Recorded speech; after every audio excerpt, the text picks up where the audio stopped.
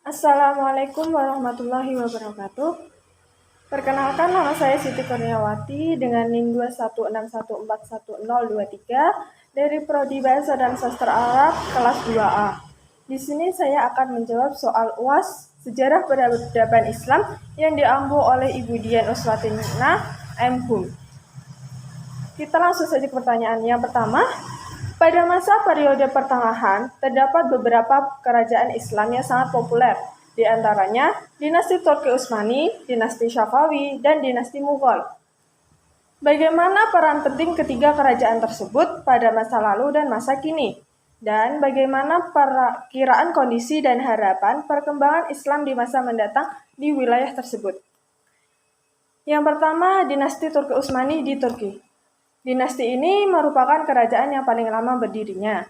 Peran pentingnya pada masa lalu bisa dilihat dari perannya sebagai benteng kekuatan umat Islam dalam menangkal bangsa Eropa ke timur.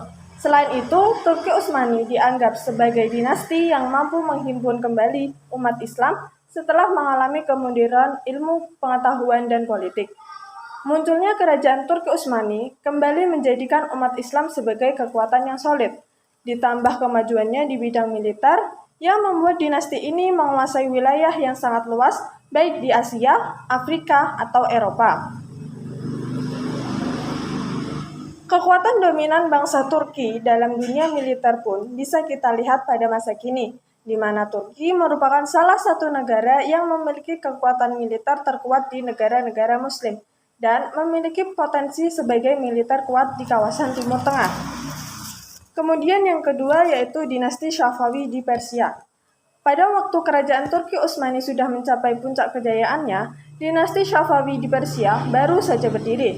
Namun pada kenyataannya, kerajaan ini berkembang dengan sangat cepat.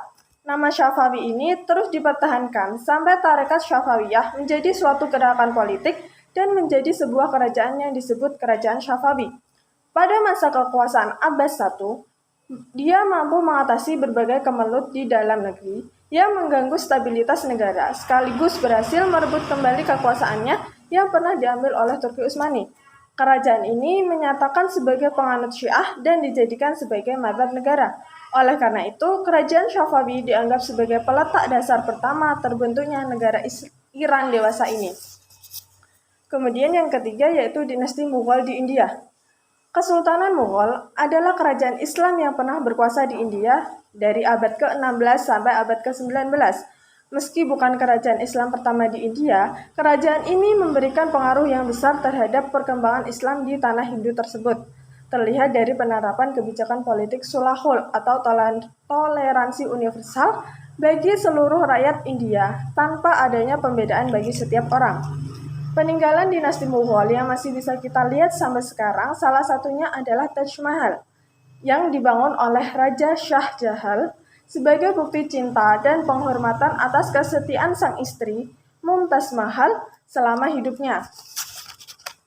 Kemudian menjawab pertanyaan yang kedua mengenai gambaran kondisi perkembangan Islam yang ada di sekitar tempat tinggal kita ialah pembangunan pondok. Karena di daerah saya sebelumnya tidak ada pondok sama sekali.